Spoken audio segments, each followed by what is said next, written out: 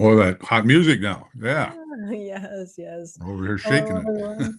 it. Welcome back to the Bold Moves Business Podcast. I am your host, Angela Merzib, and today we're talking about something that keeps most founders up at night, the gap between knowing what to do and actually doing the thing.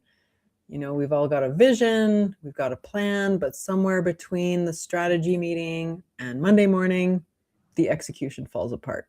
So I brought someone in who has spent 30 years helping leaders close that exact gap.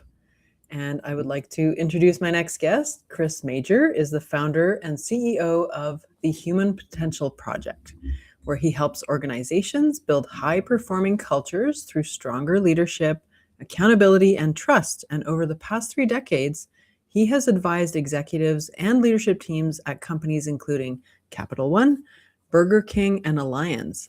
And he's a former U.S. Army officer. Chris combines practical leadership experience with proven organizational strategies to help leaders close the gap between strategy and execution and create lasting business results. Welcome, Chris. Thanks very much. Happy to be here. Right. Yeah. Before we launch, I need to correct one little thing. I was actually not an Army officer, just to be clear. We don't want to go around claiming false glory here. I Okay. trained Army officers, and I worked with Oh, Special Forces, and I worked with Marines and Navy SEAls, but I was not an Army officer.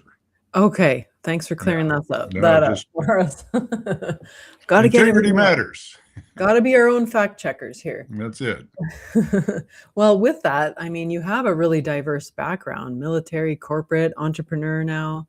So I'm curious, what's the one leadership principle that applies equally across all those various things and Oh business boy. owners? I threw you a curveball to start with, Chris. Yeah, yes, you did. Yes, you did. Sorry. Well, I don't know that there's one principle. What I have found, and in fact, I wrote a book about it, is there's a set of principles that effective leaders across every domain live by. And what it took us, I don't know, the better part of a decade to really articulate these things clearly. But it didn't matter if they were athletes, military people, corporate executives, didn't matter what country they lived in, what language they spoke. They might have different terms, but the principles were the same. And we came to call these universal performance principles. And they, the actual words are nothing revelatory, but the way that people live by them is what matters. So I can go a big rant down there, but the point is, there are a set of principles that effective leaders live by, but the principles are, I don't want to say useless, but they're not potent if you don't have practices that go with them. And that's, I think, kind of the key here. And that gets at the how do we close that knowing doing gap? Yeah. You've got to be able to take action on Right. them. Otherwise they run the risk of psychologically or in some cases literally being cat posters on the wall. Yeah, those hang in there posters. Yeah, exactly. Oh, yeah. Okay, great. Yeah, and if you're anything like me, I'm a knowledge hoarder. So I love to read about stuff, about Mm-hmm. strategies and tactics and this and that. But then, and I don't know if you're familiar with the Colby A test, which tests you on how it's sort of like the Meyer-Briggs test, but Mm-hmm. different. Tests how you work, like what your work, Your work style and this. Yeah. style is.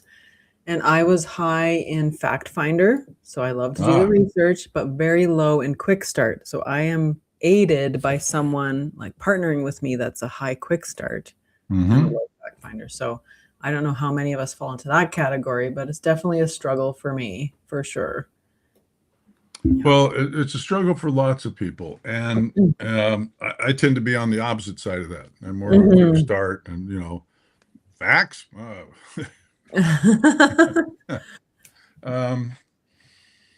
Let's see, how would I frame this up for you? So we got started way back in the 1980s. Our original clients were athletes. I'd been a first division rugby player for 12 years. My original partner was a sports psychologist. And this was a moment in time when sports psychology was seen as something akin to voodoo or black magic. Oh, really?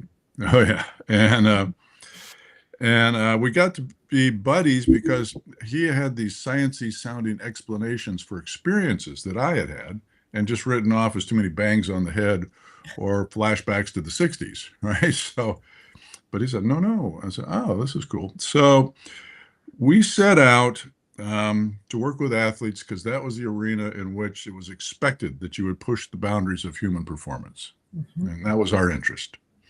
Now, what we came to understand early on is that, how do I explain this? The fundamental breakdown that we, all of us, not just the athletes, are facing is we've been sold a bill of goods about learning. Right? Mm. And you kind of touched on it here. We think learning is the acquisition of information, ideas, models, beliefs, all for the sake of gaining understanding, because in that world, understanding is the holy grail, right? And what we saw in the working with athletes and soldiers was that understanding is nice, but it's the booby prize. Mm. In the worlds of performance, it doesn't matter what you understand. What matters is what can you do, right? Right. And that's the key distinction there. So we articulated our product, what we deliver for people is what we call embodied competence. Okay. Embodied means you can take the action without having to stop, think about it, look it up in some book. And competence is simply the capacity to consistently produce the desired result. Now, here's the thing that scrambles everybody's eggs. What we saw in working with athletes is, and it's easy to see there, is that while your mind understands, and understanding can in fact occur in an instant, in the end, it's your body that learns. Your mind understands, but it's your body that learns. And the body only learns one way, and that's through practice. Yep. No amount of understanding ever produced competence in anything, period. Right. Only practice does. And here's the part nobody likes, and practice takes time. Mm-hmm. So we live in this world now where we have very short attention spans. We want instant everything, and you can get, really little insights and bits and, crap off of social media. Oh, now I got it. No, no, what you had is an idea. You might have had an insight. You don't have any capacity to do anything with that. And that's the thing. So if we articulate in business all these really cool strategies, that doesn't mean the organization has the competence to deliver on Mm. them. Right? Those are two different things altogether. So we've been working for years on, well, what are the fundamental competencies that organizations need to be able to take whatever the new strategy is? And in some cases it's a relatively simple. Some cases where it's a big pivot, you're going to have to overhaul, the whole culture of an organization to be able to deliver on your quote brand new strategy. And your Right. strategy consultant at that point is long gone. Exactly.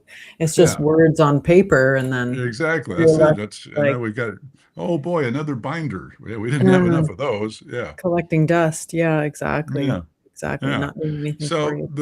the challenge for us is when I say, the body learns and learn to, everybody can smile and nod and go, oh yeah, because we can really see that when you're talking about sports. Yes. Right? But it's no different when you're trying to learn new management practices, new leadership practices. It's your body that is going to do or not do whatever this new thing is. And if you Mm. don't have a mechanism for teaching your body to take new actions, you're not going to get anywhere. And so part of the challenge is that in business, well, you think about adults, most adults, to be blunt about it, don't ever learn much of anything. Why? Because we don't understand how to learn and to actually go through the process of learning. So, we've all been sold this story. Well, learning, it happens on a curve. There's the learning curve. And said, no, it doesn't work that way. Learning looks more like a stair step, right? Mm. And the hardest step, the old, the toughest journey, toughest move in any journey is the first step. And it is true here. The the first step in learning is you have to be willing to be a beginner. You're stepping into some new domain, Right? right? Yeah. Yeah, you don't know. So, and the problem with most adults is they're not willing to do what it takes to be a beginner. A beginner is a person who makes all three of the following declarations. Number one, I see there's some realm, domain, area in which I'm not competent, but I'm committed to learn. Mhm. Now, it sounds simple, but look at business organizations. There's two conversations that you absolutely don't want to hear or never hear in business. I don't know, or I screwed up. Yeah. Absent that, it's kind of hard to get learning underway, right? Yeah, it is. So you have to be willing to say, okay, I don't know about this, but I'm committed to learn. Okay, great. Now we can do something. Second declaration is I'm going to authorize someone to coach me. Mhm. The biggest mistake we make is this delusion that I'll teach myself. Mhm. Good. So now we've got the blind leading the blind. Great. You know, what could go wrong here? Well, I read a book about it. Oh, very good. Very good. Look at Yeah. what a good boy you are. Yeah. So, we could, again, let's go back to the physical examples. So let's assume for the moment that you play golf. You know how to play golf? I do not, sadly. Okay. Well, you understand what golf is. Yes, I do. Okay. So let's assume for this conversation, you're committed to learning to be a much better golfer. What are you going to do?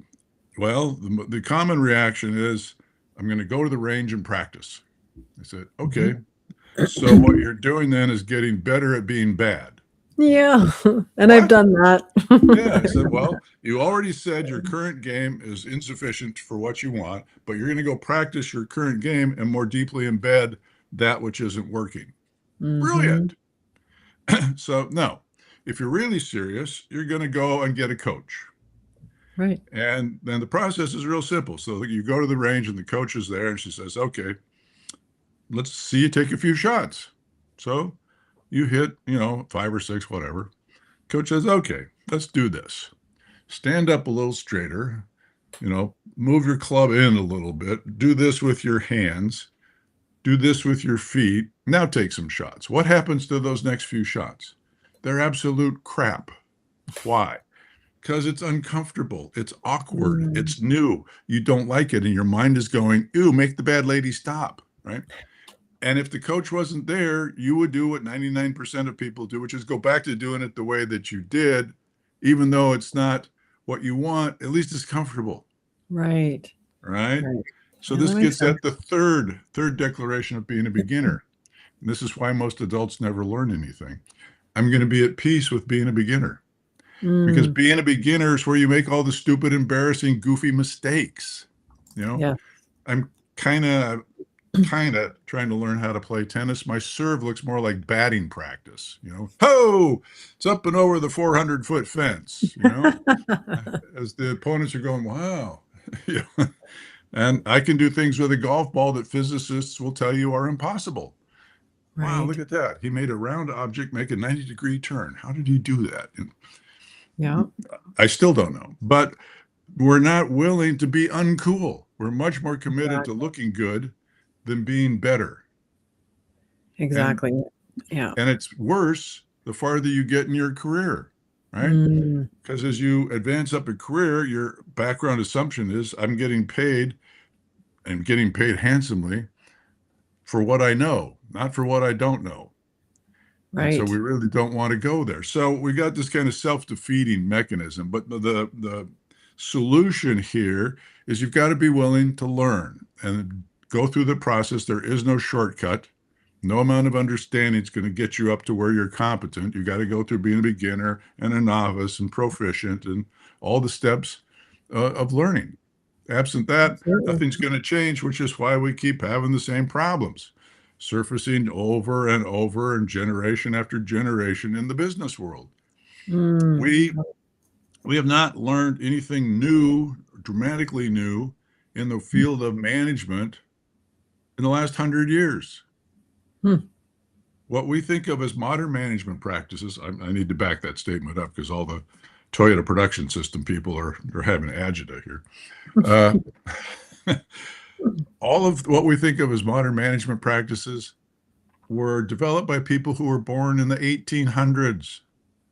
They were Wow. designed to be effective for Henry Ford and his peers as they ushered in the industrial era, the mass production Mhm. industrial era. Right now, Yeah. The problem they were trying to solve then was really simple. How do we take unskilled, uneducated, unsophisticated day laborers and farm workers and turn them into productive factory workers? Yeah. The solution they came up with was elegantly simple: de-skill the work.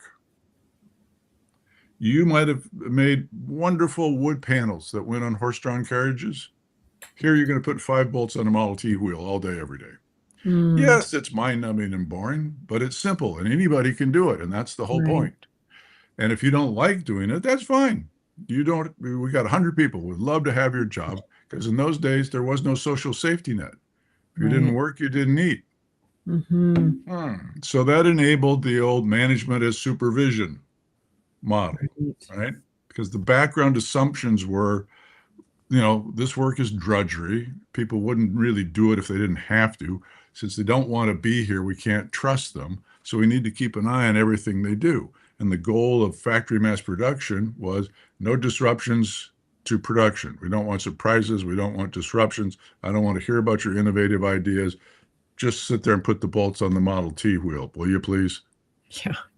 All right. Now, flash forward 100 years. We're no longer living in the industrial era. There's been an epical transition, and in my view, most everybody's missed it. The value generators in today's economy are not factory workers. Now, don't get me wrong, I'm not saying they don't have value, but that sector of the economy is not what it was 100 years ago, 50 years ago. The value generators today are what we've entered the era, we call this era the coordination era, and cleverly named the workforce coordination workers. Hey, so coordination workers don't make things, right? They generate value out of their effective coordination with each other to produce customer satisfaction, whether the customer's internal or external. So the effective skill, the key word in that sentence is coordination. Right? Now, if you look at most organizations, they're not optimized for coordination. No, They're quite optimized for these siloed. old hierarchical, rigid channels. And that's where most of our breakdowns come from. Yeah, the siloing Yeah. is a big deal. Yeah. Yeah. And then, you don't need me to tell you, how that all gets rigidified and solidified. And then people are mystified when we get blindsided by competitions or innovation. And next thing you know, there's that gurgling sound as the company's circling the drain.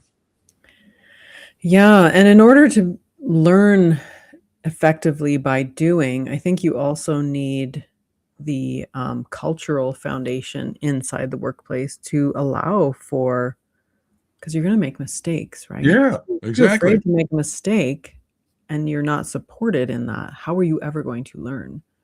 Yeah, you're not. And so that's what I said. The unwritten rule in most organizations is there's 2 conversations you never have. I Yeah. screwed up and I don't know. Right. And absent shifting the culture to where we want people to have those conversations, because that's how we can get better. We don't get better when you pretend nothing went wrong, or pretend that when you don't. That's where we Exactly. produce bigger messes in the long run. Yeah, absolutely. I agree with that. And part of, like, when you said that this hasn't changed over 100 years, I think also, and this is just another topic for, another time, but I think the educational system also hasn't changed in 100 years, and it needs to support this Yeah. kind If of environment, right? if you look at, there's been a couple studies done on this. If you look at various sectors of the economy and society, and Yeah. the pace at which they adapt and innovate, education is always right at or near the bottom Yeah. in terms of their capacity to, we're doing school essentially the same way we did Same. 100. I know, it's terrifying and And sad, what a and mystery, yeah. it's not working. Yeah. Whoa, Right. Right. color me I know. surprised. Yeah. I know. We need a revamp there for sure.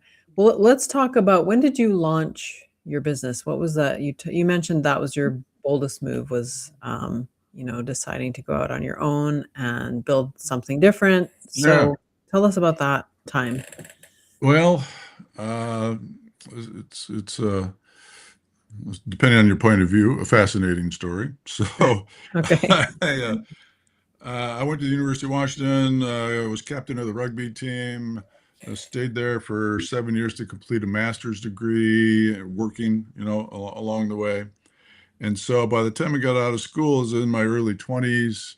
I did a master's degree in organizational development. My first real job was working for our county executive. And I did that for a couple of years, long enough to go, government's not for me.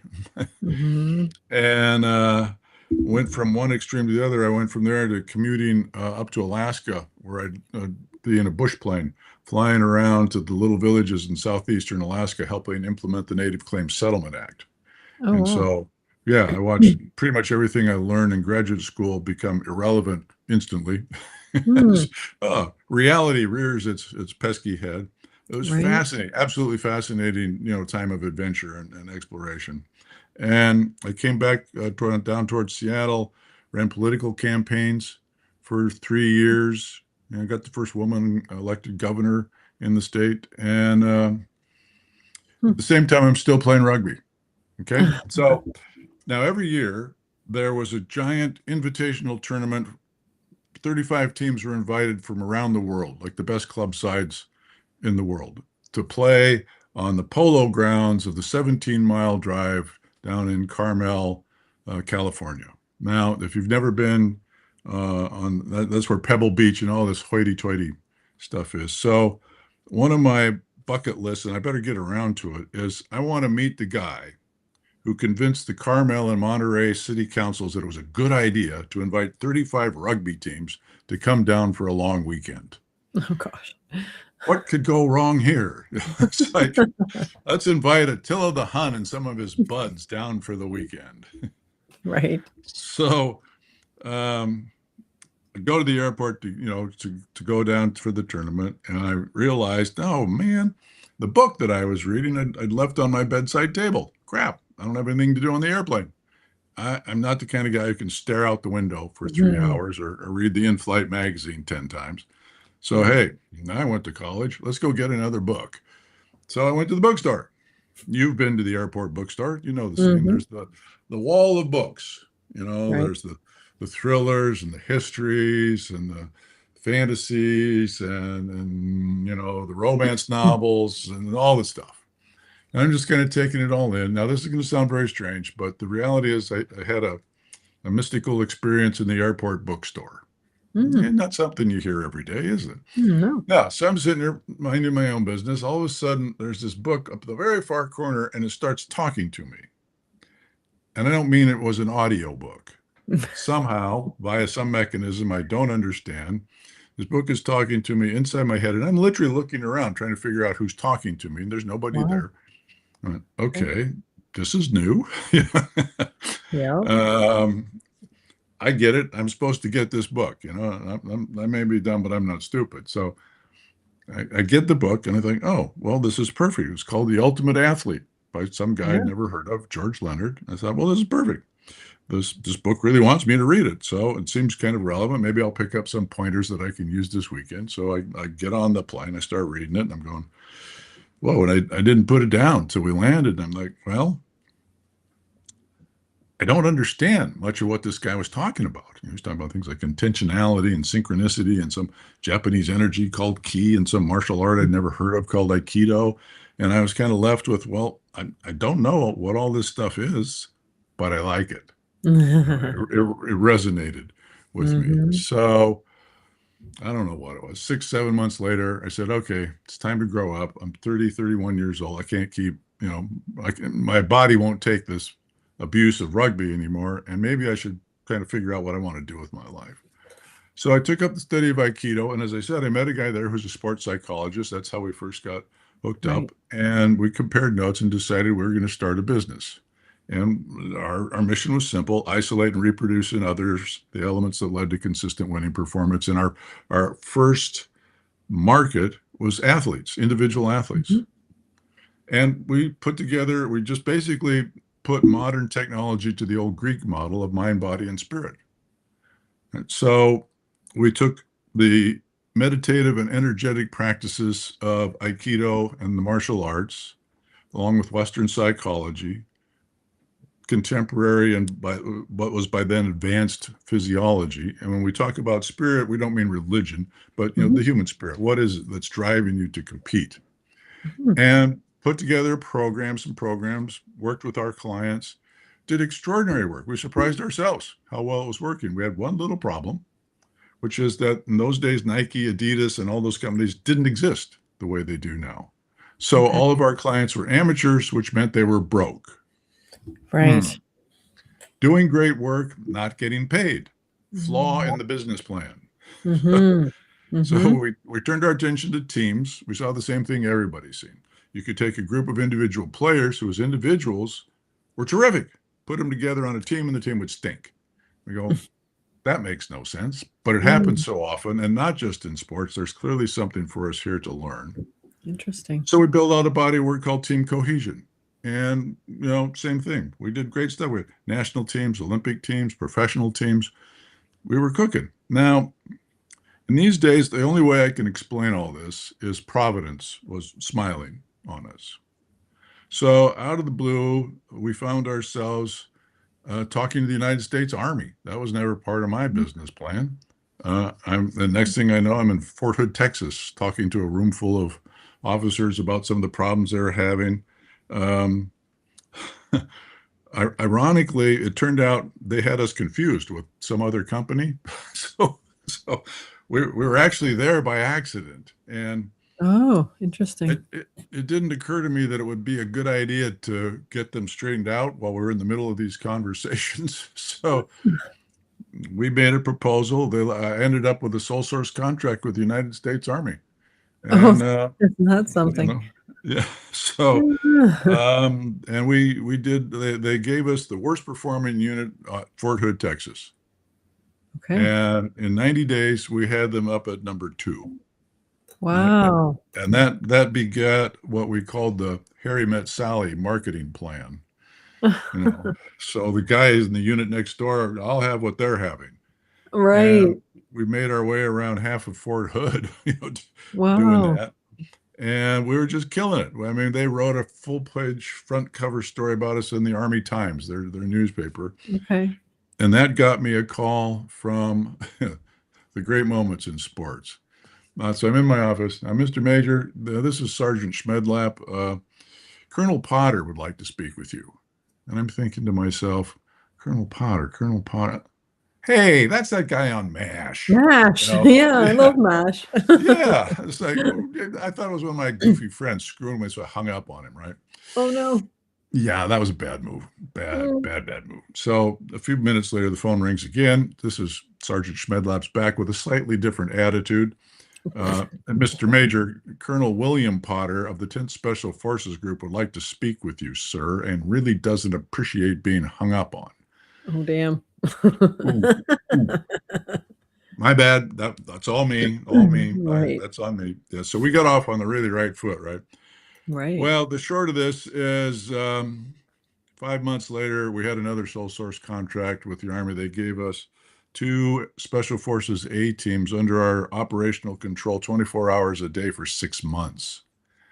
And our mandate was push the boundaries of human performance. And we did things with those guys that scared everybody, including ourselves a few times. Like, ooh, okay. So I won't go into all the details of this, but at the end of this, I said to my guys, okay, we've been fortunate in that we've had the opportunity to work in 2 arenas where performance matters and where you can measure it. First with athletes, then with soldiers. I don't want to spend my career training soldiers. Now, don't misunderstand me. The work of training was the best stuff we ever did. They were great.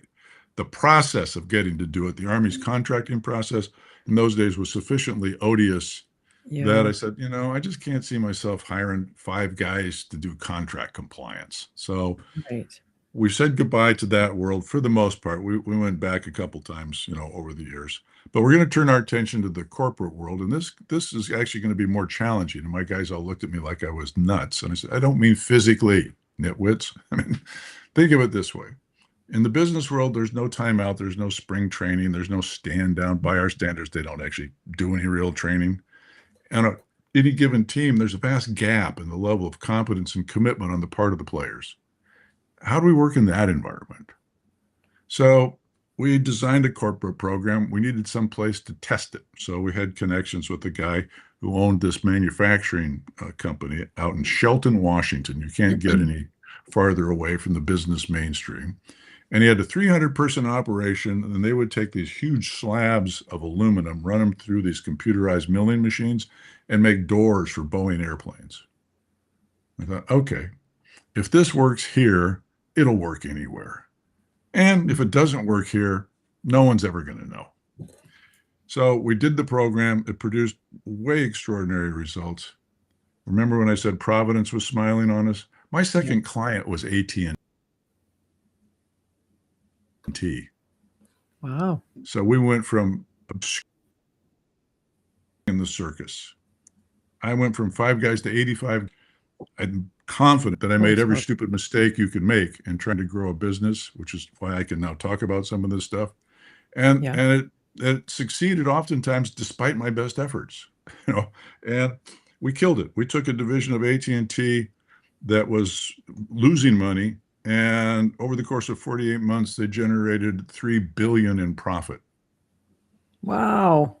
That kind of stuff tends to get people's attention. Yeah. So now all of a sudden I'm on the Today Show and McNeil Lair and all this kind of stuff. And that launched us. So we went from AT&T to Microsoft to Intel to EDS to Capital One to Cargill, blah, blah, blah, blah, blah. I got this blue chip client list, and it was all rock and roll until the economy collapsed in 2007. Yeah. Oops. Yeah. So I can go on, but I've kind of done that too long already. So that's our origination story. That's impressive. And that just speaks to how great your offer was. If, my question is, did the military group ever find out you were not the ones they actually had called upon? Yeah, we told them later. Okay. At what point, though? They thought it was hilarious. Yeah. I'm sitting down there with these guys, and they're all talking about the work we did with the Dallas Cowboys. And I'm sitting there thinking to myself, the first time they said it, I thought, oh, I must not have heard that right. Then it came up again, and I'm thinking, we didn't do anything with the Dallas Cowboys, and we worked with the Seahawks, but not the Cowboys. And then by the third time, I'm going, yeah, Roger Staubach and I, we're like this. Right. We used to double date, no problem. Oh well, it was meant to be. Yeah, you produced the results. That's all that matters. Providence smiled on us. Exactly. It was never, in retrospect, I probably should have figured out who this other firm was and thanked them for. I wonder if they had a similar name to yours, and I've had that happen. I didn't spend that much time, frankly, trying to find out. It's like, let's just leave sleeping dogs alone here. Right. Well, let's see. We have about 15 minutes here. In your book, you talk about designing your future instead of letting it just happen to you. Mm-hmm.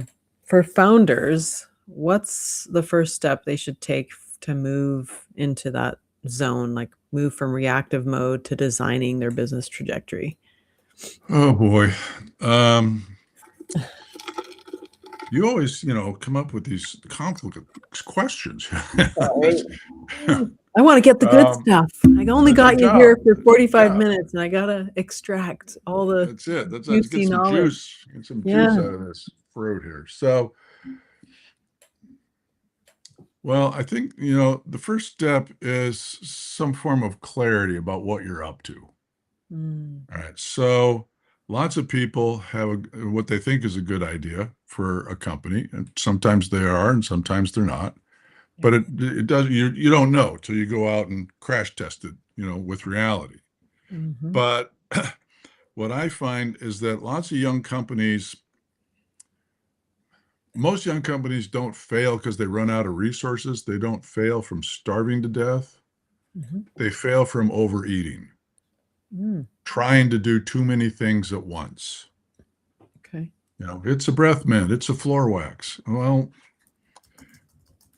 pick a lane and go down that lane until you're really, you can't get distracted by every little shiny, bright possibility. that comes up. Otherwise, you're never going to get anywhere. So you've got to focus on, okay, let's just take, if I'm in this line, if I've defined this product, let's go push it till we get some really, really useful feedback from the market, because the market will tell Yeah, you to do absolutely. it. But most people take their first couple pieces and go, oh, well, maybe we should pivot. No, you don't have enough data yet. Mm-hmm. At the same time, and it's a fine line. There's a moment where you don't wait forever. If the market's telling you, yeah, no, that's not a fit, or whatever it's telling you, you're not going to win the conversation called, well, the market's wrong. You're not going to win that. Mm-mm.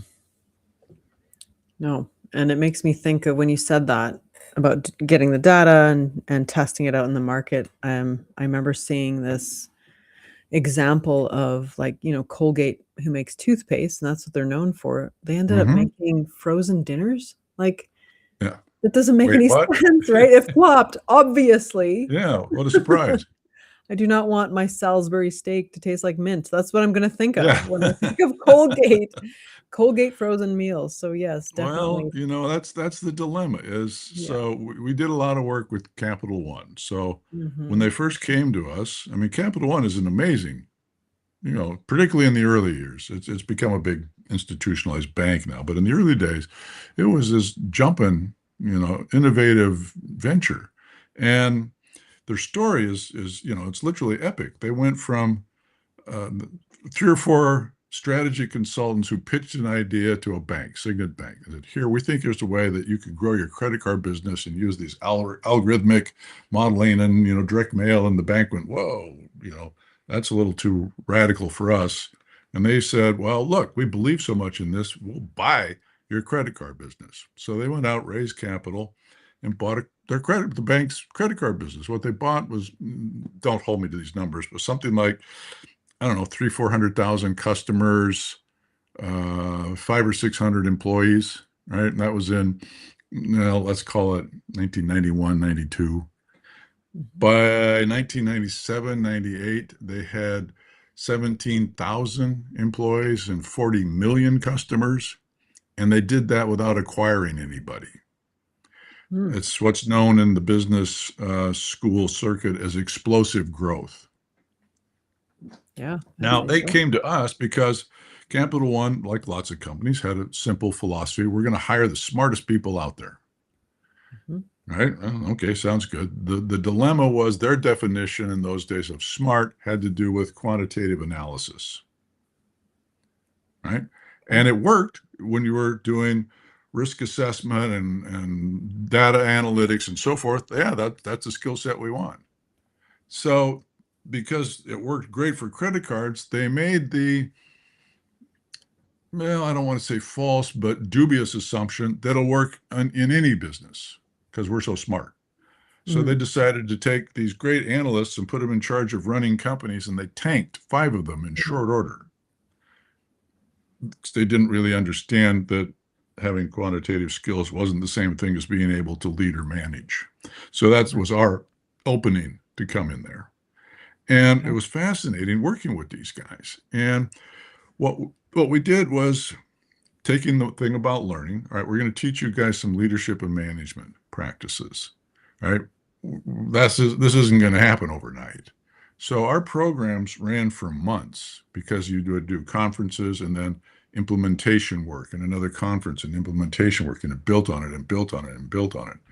And we went through, oh Lord, I don't know. We became instrumental in some of the key moments in Capital One's history of growth and parameters and teaching people. And because they were hiring people so fast, they eventually got to the point where they would bring people on, and before they even went to work, in the organization, they had to go through our program first. So they learned a common language, Mm. common practices, and that's one of the fundamentals that enables coordination.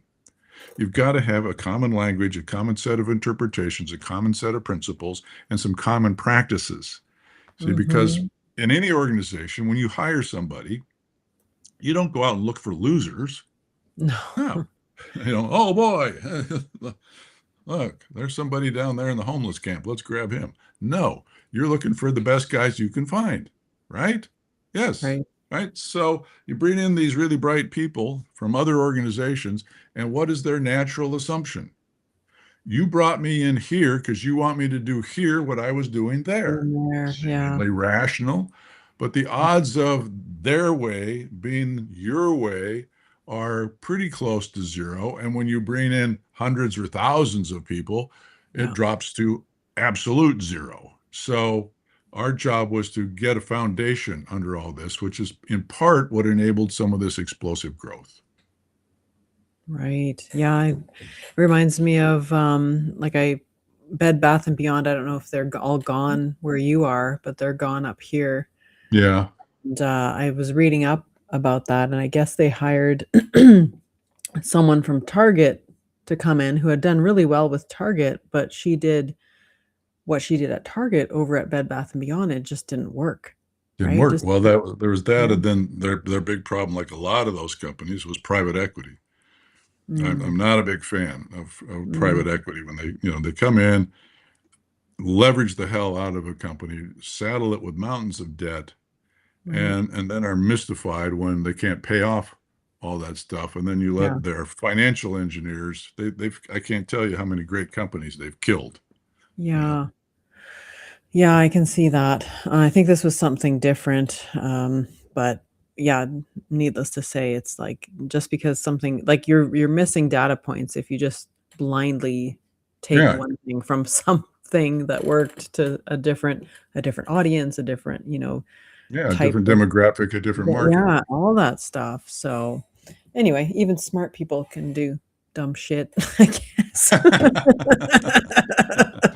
Not always. Makes me feel better about Yeah. myself. It's like, oh, at least I Well, didn't yeah, screw up and the that problem is when royally. the really Rather. smart people do it, they do it at scale. Yeah, This exactly. is there's Exactly. I never took down any trivial dumb billion-dollar shit. This industries. is Yeah. massive dumb shittery here. Yes, Anyway, we have a few more minutes here. I have a couple more questions if we can get through them. We'll see how we sure, do here. go for it. Um, what's one non-obvious metric that every founder should be tracking to see if their execution is actually aligned with their strategy? Well, the obvious one is results. Have you gotten clear about what the result of this strategy is anticipated to be? And are we hitting any of those targets? Now, the challenge stuck in this old mindset of, if you can't measure it, oftentimes trying to Mm, measure the wrong things. Now, the challenge is admittedly that some of the quote right things are very difficult to measure, but the results are easy to see. The real question is, how do we get there? So when I talk about that, I get a lot of eye rolls from people, particularly the old finance guys. And I tell them the story of I was in this conference one day and this guy was giving me the same story. Well, if it doesn't, how can it can't be that important if we can't see it and measure it. I said, okay, so you're a finance guy, right? Yep. Are you married? Well, yeah. I said, okay, so I'm not going to ask you to, but I bet you can tell me about right down to probably the few $100, the financial position of the family. You can tell me about your investments and your mm, retirement and how much cash you got in the bank. And he goes, well, yeah, of course. I said, and we would all concur that that's an important part of a successful marriage. Well, yeah, yeah, okay. Now, would you also concur that kindness, consideration, trust, mm, sensuality, mhm. intimacy are important Yeah, parts of a marriage? Oh, yeah. Can you measure any of those? Yeah, then sit down and be quiet, right? It's the same thing, over here. Yeah, I can measure input, output, throughput, right, but it's pretty tough to get a metric, excuse me, on trust. You know, right. we have a whole new product line that's about coordination, and it is both a methodology and some metrics because that's the Mm, fundamental breakdown today. So, yes, you can mhm. measure some of these things, but too often the things that really matter are much more difficult to handle on it. Yeah, But that's in the true. end, what matters is, are we producing the results? And I have Mhm, found that if you put your attention on the things that we can't necessarily measure and really work on those, the results mm. arrive much, much faster than if we're worried about the input, output, throughput. Oh, I love that. I love that. I never thought about it that way, but that's a great answer to that question. Thank you. Hey, Thank you very much. Okay, Thank you very much. I have one more question for you, and it goes back to what we were talking about education not having changed in 100 years. So, if you could redesign, an MBA, a traditional MBA as it is right now, what's the one skill or mindset shift that you would say that today's entrepreneurs need Uh-huh. to have? Well, in my experience, most of today's entrepreneurs didn't come out of an MBA program. Okay. Yeah, that's They may true. have some background there, but too many of our MBA programs are still focusing on, accounting and marketing and things. I'm not saying those aren't important, Mhm. but they kind of miss kind of the fundamental. To me, the fundamental skill set for today is coordination. Do you have Mm, practices for being able to effectively coordinate across different behavioral styles, across different teams, across different parts of the organization? And too often, you see, these newly minted MBAs come out and they got their nose up in the air because they've got an MBA and yada, yada, yada. And the people used to ask me, how many PhDs do you have in your organization? I said, right. I think we might have one. Don't you want really? No, no, I don't. We make a point to not hire them. They go, what? Right. I said, well, the problem with most PhDs is they get a PhD in something and they act like they got a PhD in everything. Right. Doesn't work. Arrogance is not an attractive feature, right? And it's the same thing. You've got to have the hard part of business isn't the numbers. With technology today, I don't mean this in an overly pejorative sense, but any moron can run numbers. Do you have the people skills? Can you get Yeah. those are the hard skills. It's the hard skills are, do you know how to generate trust? Do you know how to rebuild it when it's broken down? Do you know how to effectively communicate? Again, do you have practices for coordination? Because if you don't, none of your number stuff is going to make a whit's worth of difference. Mm. Mhm. Can you play well on a team, and yeah, all the Yes, soft skills, exactly. emotional intelligence and all that, which, can that be learned, I guess, is my other question, but Yeah, I well, yes, the answer is yes, yes? right? I Okay. mean, it's more challenging in some people than others, but Yeah, I was gonna the answer say. is yes. But our basic belief, one of our, you asked me earlier about principles. One of our Yeah. principles is what we call ability versus willingness, right? I hold that Right. as a human being, I'm infinitely able. If some human being can do it, I can learn how to do it. The Yes. question isn't, am I able? It's, am I willing? And that's the challenge in Right. business, right? As I tell customers, if with enough time and money, I can teach anybody how to do anything. You guys have to make the decision as to whether it makes sense to invest that in these people Mhm. at this moment in time. And the reluctance has always been biased towards no, we don't have, and that's because you do learning wrong. You keep trying to settle for these little piddly information versus and understanding programs that don't produce any competence. And then when they don't work, you want to put less and less into learning at a time you need to be doing more and more. Mm. Yeah. Yeah, that makes sense. Awesome. Well, those are all the topics I have to cover today, but thank you so much for sharing your insight and your Well, I'm happy to lots now. of Give wisdom. me a minute here, and I got to plug our new programs. We've got Yeah, I wanna two share your two new website and where online people can find you. programs. Yeah, we've got Yes, please a do. new online leadership program and a new online program about coordination that's called Into Action. And this is the distillation of 20 years of work on these two things. So I would encourage you, if you just go to the website, humanpotentialproject.com, you can learn Mhm. all about them right there. So I won't belabor it, but they're Okay. pretty cool and people are responding quite well to them. Okay, great. So, yes, please check that out. I'll put that in the show notes. You can see it on the screen here as well. And where Yeah. can social media, you're on LinkedIn, I guess, at Always everywhere. your name? LinkedIn, TikTok, Okay. you name it. We're there. I got, the team who does all that Okay, stuff. And cool. if you want to learn about these performance principles that I talked about, I wrote a book about it called The Yes. Power to Transform, and you can get that on Amazon. Yes, I'm gonna We show used that to sell here. them. Yeah, there it is. We used to sell them off the site, but Amazon does it faster and cheaper. So, let's let them do what they do best. Yeah, absolutely. Most people sell their books on Amazon. It's just Yeah. easier. Worldwide shipping and all that. So yes, please go check out that book on Amazon. Check out the Human Potential Project website and get in touch with Chris if you want to learn more and work with him. Yeah. Let me get rid of this graphic. Thank you so much for being here today, Chris. My pleasure. It's been fun to interview you, and we'll see everyone else on the next episode. Bye for now.